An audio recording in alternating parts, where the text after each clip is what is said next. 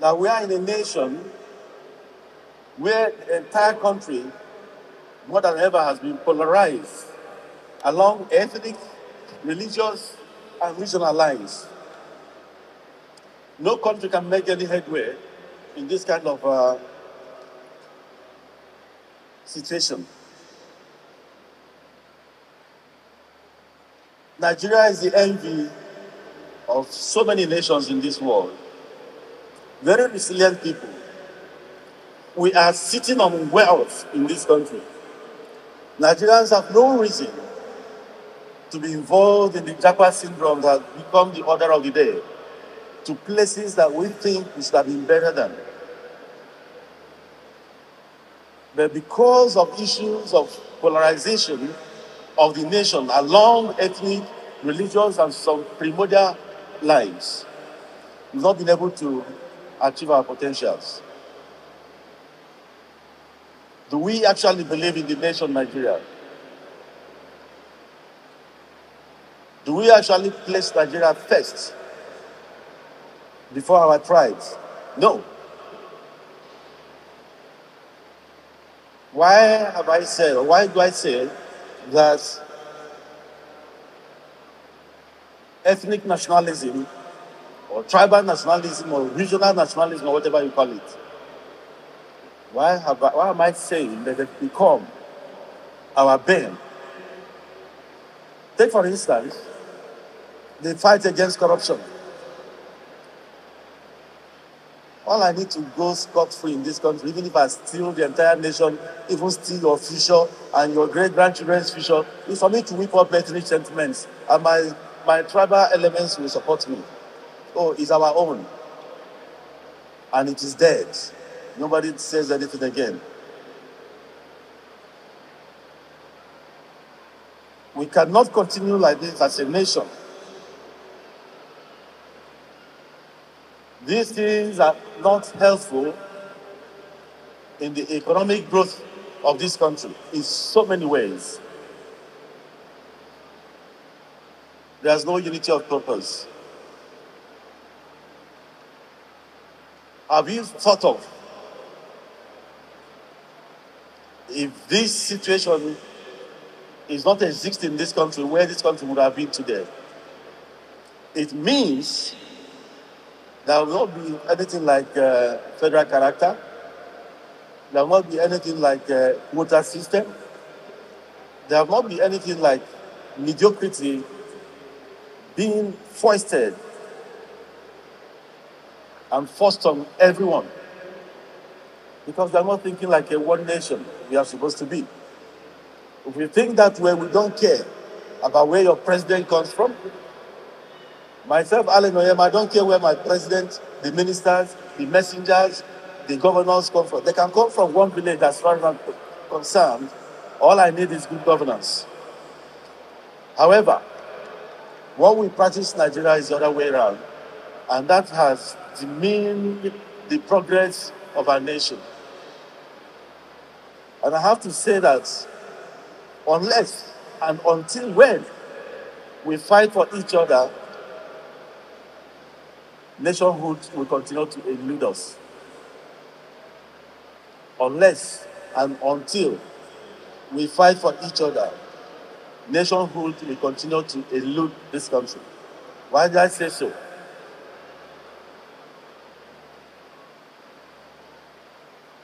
Take, for example, Nigeria is a multicultural entity. In a multicultural nation like Nigeria, the worst thing you can do to yourself is to allow the components of that entity to be fighting for themselves, for whatever belongs to them or what they should get. Once you do that, you're creating a very huge problem that may consume that particular nation. What we need is to fight for each other. I want to see a situation where someone from Kano will wake up one day and pick up the gauntlet and say, government, my brothers in the southeastern part of the country have no roads. Their roads are highly dilapidated. All the federal government roads there are washed up by erosion. Government, what are you doing about it? This is somebody from Kano fighting for the man in the southeast. Do you know the extent that we do to touch the hearts and minds of people from that section of the country? Imagine someone from the southeast picking up a fight with the federal government. Our brothers and sisters in the northern part of the country, they need irrigation. They need dams to, irrigate their farms. Let somebody from the southeast pick up that fight and be fighting for the northern part. Imagine what that would do with the minds and hearts of our northern brothers. Let somebody from the southwest fight for his fellows in the south-south until and only when we begin to fight each other, that we fight for each other, we can have a nation. What we are doing now is fighting against each other, and that is not helpful at all. That is why I say that national cohesion is part of the challenges. Collapsing national security. You cannot make any impactful economic growth with the kind of the security situation we have in our nation today. The receding Boko Haram threats have been replaced in a web of nexus of banditry and terrorism in the in the northwest. In the north central, you have the farmer herders crisis raging, with thousands of people losing their lives in our nation.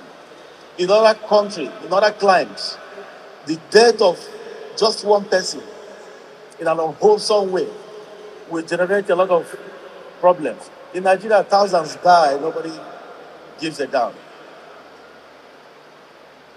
You cannot start to begin to build nationhood in this manner.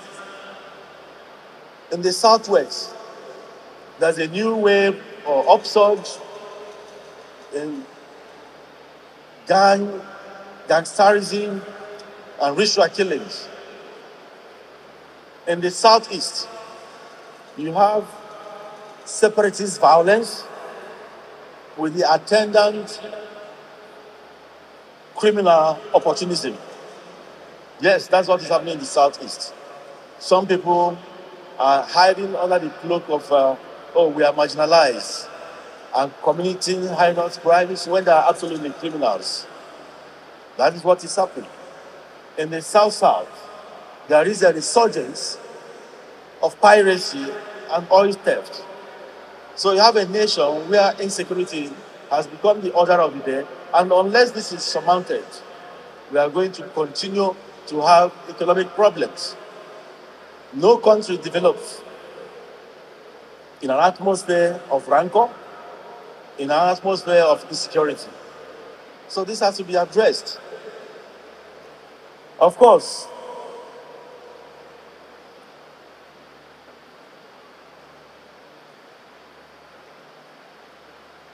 you have to start thinking about the ease of doing business in Nigeria. When the lead speaker spoke, he talked about airpeace. The ease of doing business in Nigeria is zero, absolutely non-existent. In your neighboring country like the Republic of Benin, if you're bringing in any good into that country, you know for sure that within 48 hours, your goods will be cleared. In Nigeria, you're not certain when.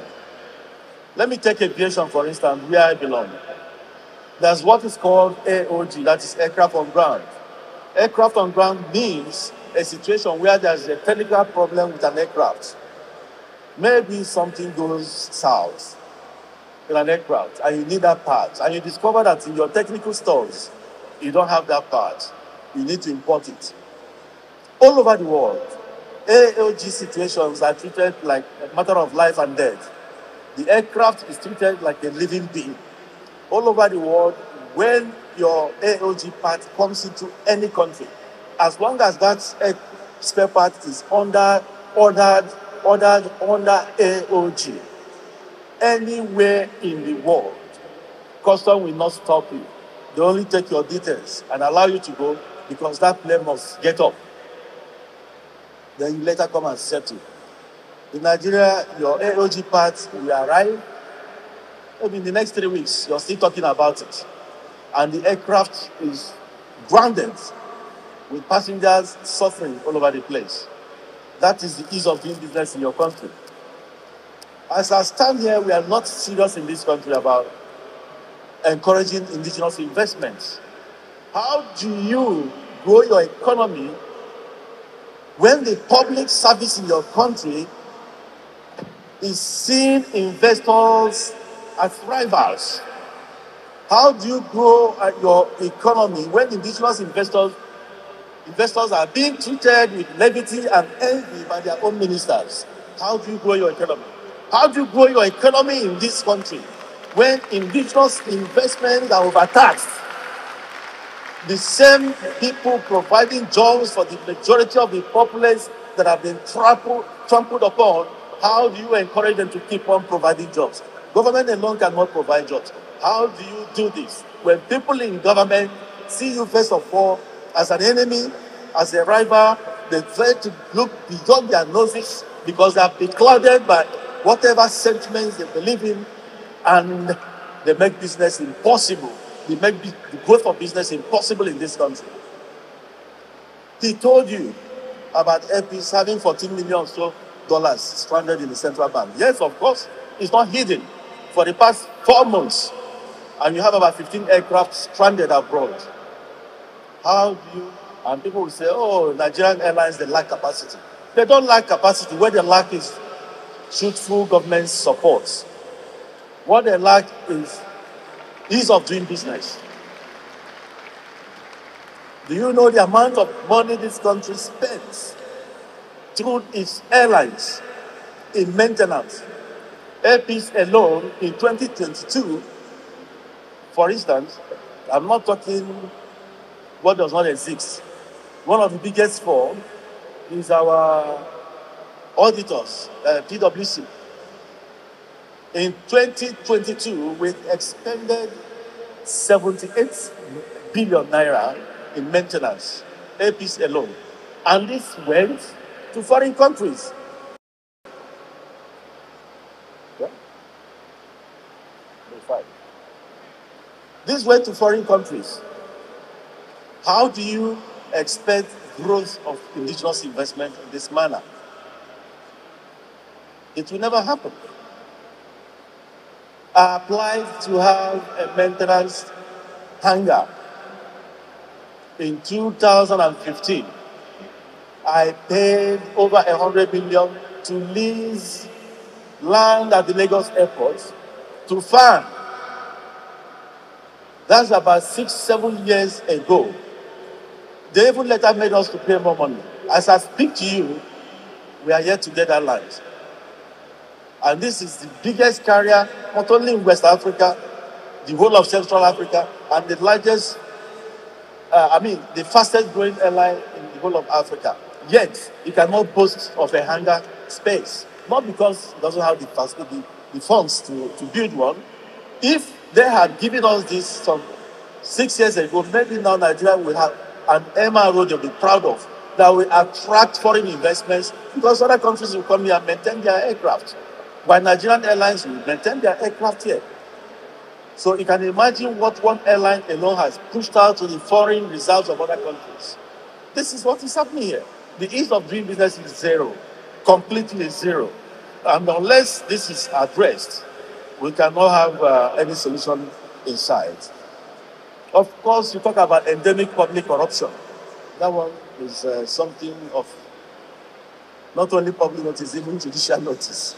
So I don't have to dwell on that. Of course, our economy has been battered. But if we have the political will, we can come out of it. If we have the political will, we can come out of it. What we need now is that the present government in Nigeria, it's obvious that the present government in Nigeria has inherited massive governance burden. No doubt about that. Yes, we must give the government some benefit of doubt and time to put their acts together. But in doing that, the government requires forthrightness, sincerity of purpose, and radical political will. The government must be decisive enough to confront and entrench, to confront the entrenched vested interest in the polity. There's a lot of vested interest with people in government. This government must do everything to dismantle that. Public servants must be statesmen who must be committed to the principle of democratic governance. If this is not done, then we are in for a very serious problem. The fate of the country in this moment largely depends on the strength and character and dedication of our political leaders. Yes, the government must be able to adopt a hardline commitment to the principles of democratic good governance, even in the face of reactionary pressures arising from the entrenched vested interests.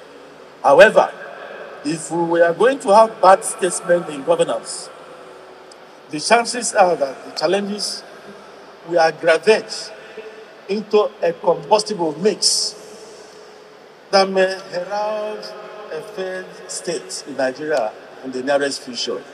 And we don't want this to happen. So every hand must be on deck to make sure this is something we don't see in our lifetime. But most importantly is national reconciliation and national reintegration. Like I said, the polity has been fragmented. We have the country polarized again along ethnic lines, along religious lines, along regional lines. The first thing this regime must do is to try to unite the country. You don't even need a national conference now, because we discovered that national conference also is good, but sometimes it's also a job for the boys. We have enough in the constitution of the country if it is properly and truthfully implemented. What we need now is a situation whereby the government, through its acts, will unite this country. What we need now is to have a nation where people look at each other as people from the same God, people that belong to the same human community, and that can start with the appointments you make, with the pronouncements you make, with the decisions you take as a government. We don't need to have a national conference to achieve that. If you start today and make every part of this country wanted in every way, people will readily jelly. Nigerians are very good people. Nigerians have taken a lot of flags from this leadership over the years. Nigerians are very easy to please. All you need to do is make every one of them feel wanted. Ladies and gentlemen, if we start talking about the ills or whatever happens in this country today, we remain here till, in fact, next year. The thing we need to do, I'll leave you with this word, unless and only when we begin to fight for each other as brothers and sisters of one nation coming from one God, there will be no Nigeria. Thank you.